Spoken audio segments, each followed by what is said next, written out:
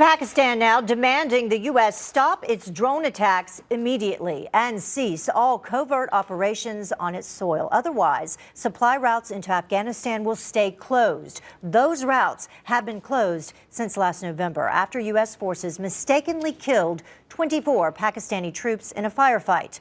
World Affairs correspondent Dominic DiNatale streaming live for us from Kabul. Dominic?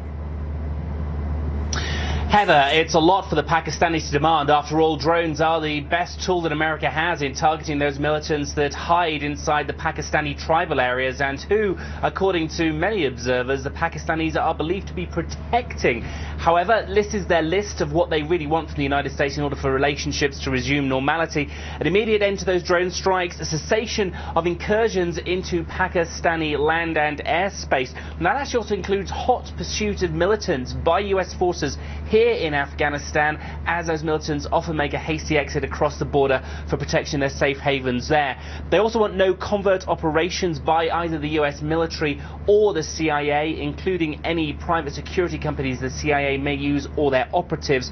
And finally, they want an unconditional supply for that killing, however inadvertent it was, of the 24 Pakistani soldiers back in November of last year. As a result of the closure of the supply convoys, it's costing the US taxpayer about $87 million a month. That's so far almost $350 million. So it's absolutely critical that the supply routes open as soon as possible because it's just now so expensive. But the real issue is how the United States is really going to act to this demand. Well, we've seen a drop in the number of drone attacks so far this year. In fact, there's been 10 in just one key area where a lot of the militants do hide and have their safe havens, in comparison to the hundreds that we had just a couple of years ago.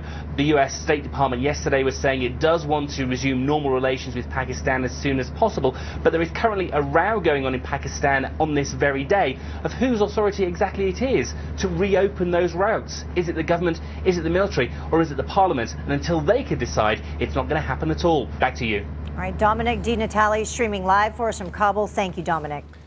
Well, let's swipe it, and Romney's